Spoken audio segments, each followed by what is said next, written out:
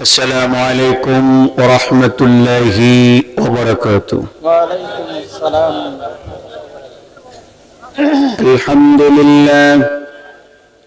الحمد لله نحمده ونستعينه ونستغفره ونؤمن به ونتوكل عليه ونعوذ بالله من شرور أنفسنا ومن سيئات أعمالنا.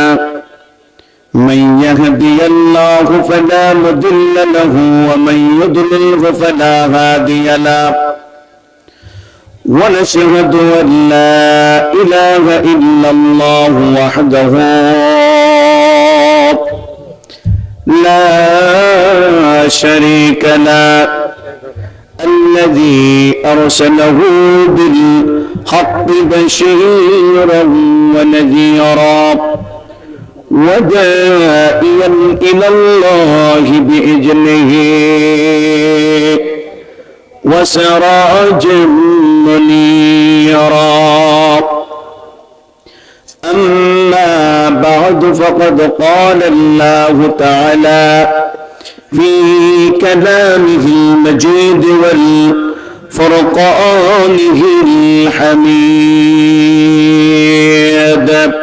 আমার সাথে সকলে জবান খুলে পড়ুন, আউযু বিল্লাহি মিনাশ শাইতানির রাজীম। বিসমিল্লাহির রহমানির রহিম। ইন্নাল্লাহা ওয়া মালাইকাতাহু ইউসাল্লুনা আলান নবী ইয়া আইয়ুহাল্লাযীনা আমানু সাল্লু আলাইহি ওয়া সাল্লিমু তাসলিমা। সবাই জবান খুলে পড়বেন। দরুদের মধ্যে সবচেয়ে বড় যে দরুদ, এই দরুদের নাম কি? সবাই বলেন, দরুদে ইব্রাহিম। নবীজি বলছেন, দুনিয়ার মানুষ যদি জবান খুলে প্রাণ খুলে এই দরুদটাকে একবার পরে জোরে আওয়াজ দিয়ে বলেন, কয়বার? আরো জোরে। দুনিয়ার মানুষ যদি এই দরুদটাকে জবান খুলে প্রাণ খুলে একবার পরে আল্লাহ রাব্বুল আলামিন ওই মানুষটার উপরে একবার না দুইবার না 10 বার রহমত নাজিল করে। জোরে কন্যা সুবহানাল্লাহ। আমার মুসলমান বন্ধুগণ, নবীজি বলছেন, দুনিয়ার মানুষ যদি এই দরুদটাকে একবার পরে আল্লাহ রাব্বুল আলামিন ওই মানুষটার একটা না দুইটা না কমপক্ষে 10টা গুনাহ মাফ করে। দুনিয়ার মানুষ যদি এই দরুদটাকে একবার পরে আল্লাহ রাব্বুল আলামিন ওই মানুষের একটা না দুইটা না কমপক্ষে 10টা আবেদন মঞ্জুর করে। আস্তে কোন সুবহানাল্লাহ, জোরে বলেন সুবহানাল্লাহ। তাহলে 3 10 30টা নগদ। আজকের এই দিনের জন্য যত বরকত, আজকের এই দিনের জন্য যত নিয়ামত, সব বরকত আর নিয়ামত গুলো সব হলো প্যান্ডেলের ভিতরে, প্যান্ডেলের বাহিরে কোনো বরকত নাই। আজকের এই দিনের জন্য যত রহমত, সব রহমত হলো প্যান্ডেলের ভিতরে, বাহিরে কোনো রহমত নাই। এজন্য আমার ভাইরা যারা প্যান্ডেলের বাহিরে চলে গেছে, নিঃসন্দেহে আল্লাহর রহমত থেকে তারা দূরে সরে গেছে। আমরা থাকবো তো, পড়বো তো, সবাই পড়ি আল্লাহুম্মা সাল্লি আলা মুহাম্মদ ওয়া আলা আলি মুহাম্মদ কামা সাল্লাইতা আলা ইব্রাহিম ওয়া আলা আলি ইব্রাহিম ইন্নাকা হামিদুম মাজিদ। আল্লাহুম্মা বারিক আলা মুহাম্মদ وعلى آل محمد كما باركت على إبراهيم وعلى آل إبراهيم إنك حميد مجيد মুসলিম মোরা ঘুমিয়ে পড়েছি ডাকাতে ঢুকিল ঘরে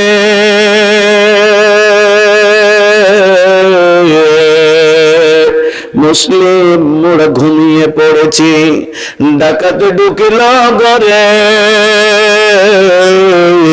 ইহুদি নাসারা খ্রিস্টান বেদিনেরা মুদের ইমান লুটে নিয়ে গেল দেখি নাই খেয়াল করে কথা বলেন ঠিক কিনা লিল্লাহে তাকবীর জোরে আওয়াজ দিয়ে কন্যা লিল্লাহে তাকবীর ওরফা গোরস্থান ও স্থানীয় যুব সমাজের উদ্যোগে আয়োজিত চতুর্থ বার্ষিক ওয়াজ মাহফিলের আজকের এই মাহফিলের সম্মানিত সভাপতি হযরত মাওলানা শহীদুল্লাহ সাহেব, মাহফিল পরিচালনায় রয়েছেন মৌলভী মোহাম্মদ সাইফুল ইসলাম সাহেব, অধ্যক্ষের আজকের এই মাহফিলে মঞ্চে উপস্থিত রয়েছেন আমার পিতৃতুল্য মুরব্বী শ্রদ্ধেয় আপনাদের সকলের পরিচিত জনাব নজরুল ইসলাম সাহেব এবং আমার পূর্বে প্রাঞ্জল ভাষায় সুললিত কণ্ঠে আলোচনা রাখলেন হযরত উলামা ইকরাম, আমার সামনে উপস্থিত পত্র এলাকার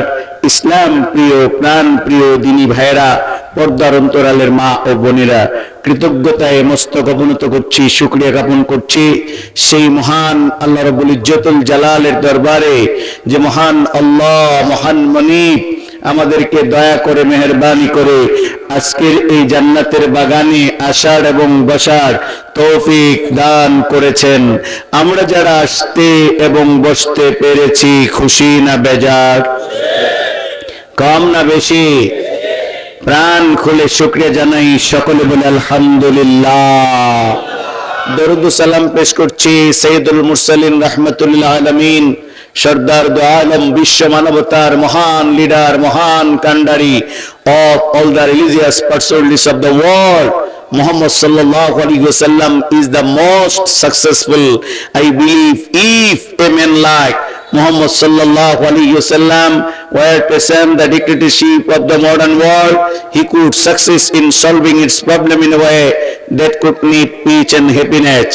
এই পৃথিবীতে যত ধর্ম প্রচারকের আগমন হয়েছিল, সমস্ত ধর্ম প্রচারকের মধ্যে একমাত্র সফল ব্যক্তি জনাব মুহাম্মদ রাসূলুল্লাহ সাল্লাল্লাহু আলাইহি ওয়াসাল্লামের প্রতি দরুদ পেশ করে শহীদানদের স্মরণ করে আমি আজকে যে বিষয়টির উপরে আলোকপাত করতে চাই সেই বিষয়টি হলো শেষ ঠিকানা।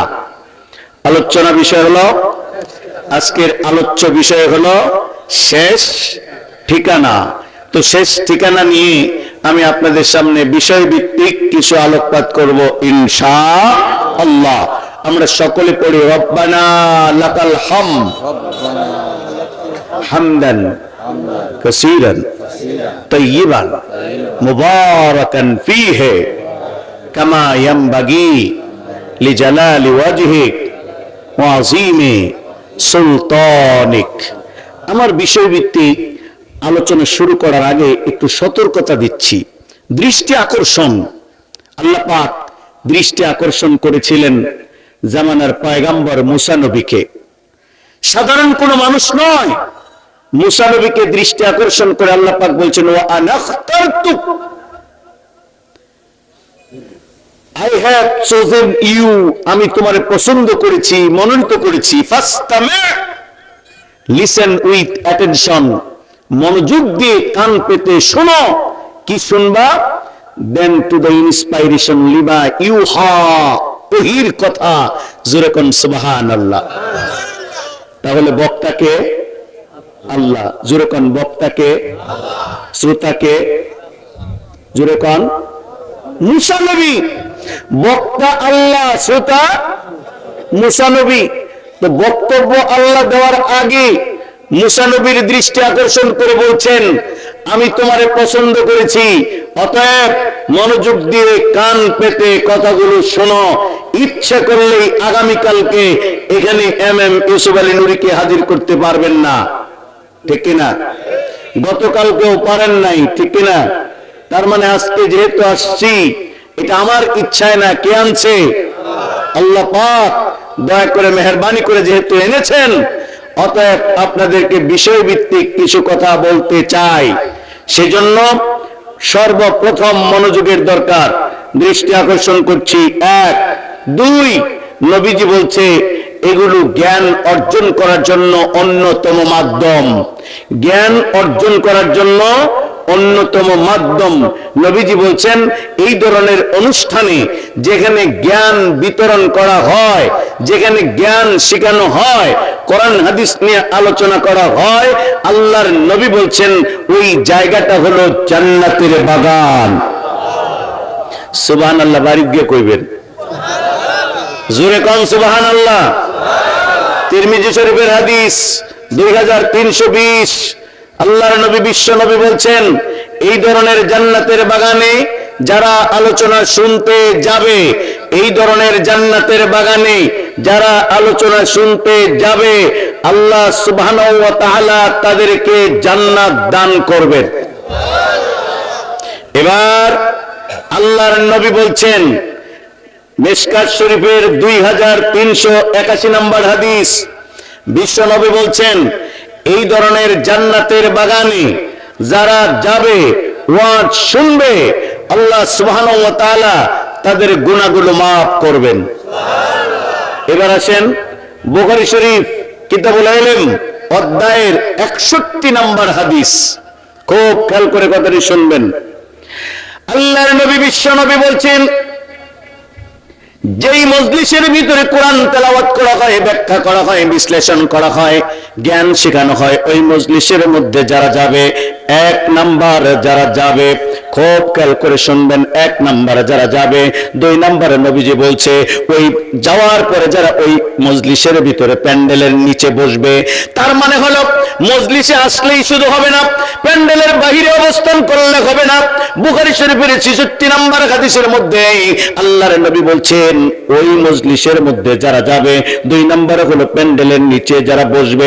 তাহলে আমার ভাইরা আওয়াজ দিয়ে বলেন তো দেখি, কোথায় বসবো? দোকানে পারে, রাস্তার মোড়ে, বাড়িতে, এখানে সেখানে, কোন জায়গায় বসবো? প্যান্ডেলের নিচে। 1 যাবে জ্ঞান অর্জন করার জন্য, শোনার জন্য, 2 প্যান্ডেলের নিচে বসবে, 3 মনোযোগ দিয়ে শুনবে। জোরে বলেন কি করবে? মনোযোগ দিয়ে শুনবে। 4 যাওয়ার সময় শেষ দোয়া করে যাবে। জোরে বলেন কি? যাওয়ার সময় শেষ দোয়া পড়ে করে যাবে। কাজ হলো কয়টা? আরো জোরে কোন? আমি আগেই বলেছি শিক্ষা দেওয়ার নিয়তে কিছু কথা বলবো, আপনারা আমার সাথে জবাব দিবেন।